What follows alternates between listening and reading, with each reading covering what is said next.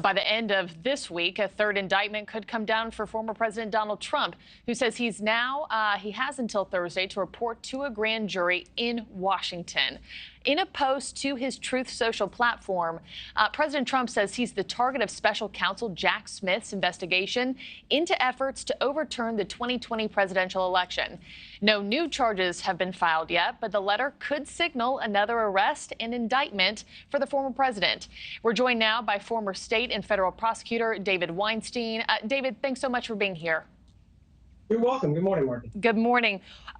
David, if you would, just walk us through what the next steps in this process could look like, and do you think we'll see more charges against President Trump this week? Well, based on the news that the former president received this target letter and it offered him an opportunity if he wanted to appear before the grand jury, I have to think that the special prosecutor and his team are in the end stages of making their presentation to this grand jury.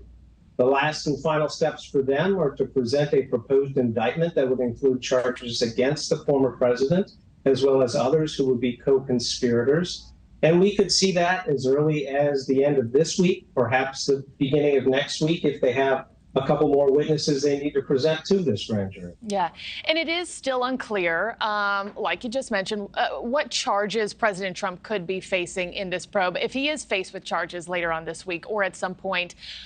If he is given a new round of charges, what possibilities do you think are on the table here for him?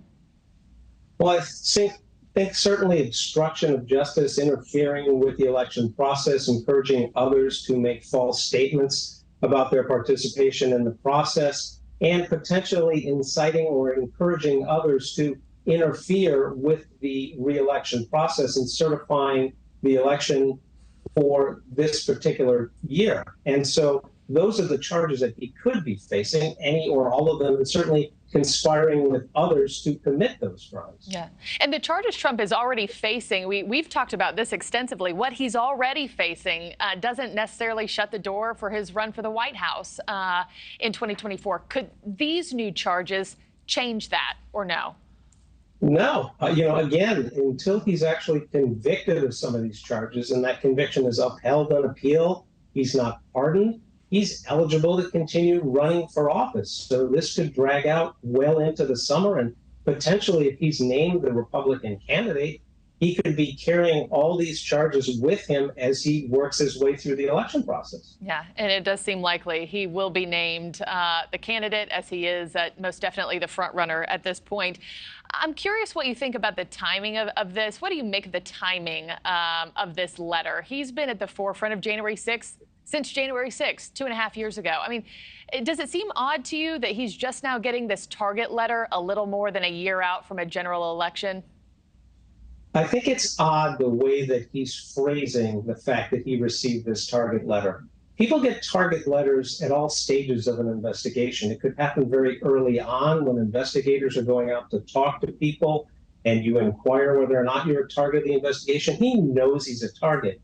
This particular target letter is one that informs him that as a target, he has an opportunity to testify in front of the grand jury. And those come at the tail end of the investigation.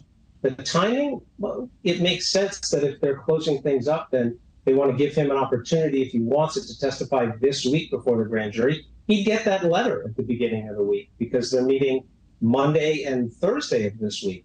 And so not necessarily a target letter, but sort of a notice that if you want to testify, you're a target type of a letter here. And as far as timing, he's the one who came out with it. He got it Sunday night. He could have talked about it Monday morning, but yet he waited until the eve of the hearing on the case in South Florida to use that to sort of distract from what was really going on. Well, we'll certainly see how the rest of this week plays out. David Weinstein, thanks so much for joining us. Thank you for watching. Go to newsnationnow.com to find News Nation on your television provider. And don't forget to click the red subscribe button below to get more of News Nation's fact-driven, unbiased coverage.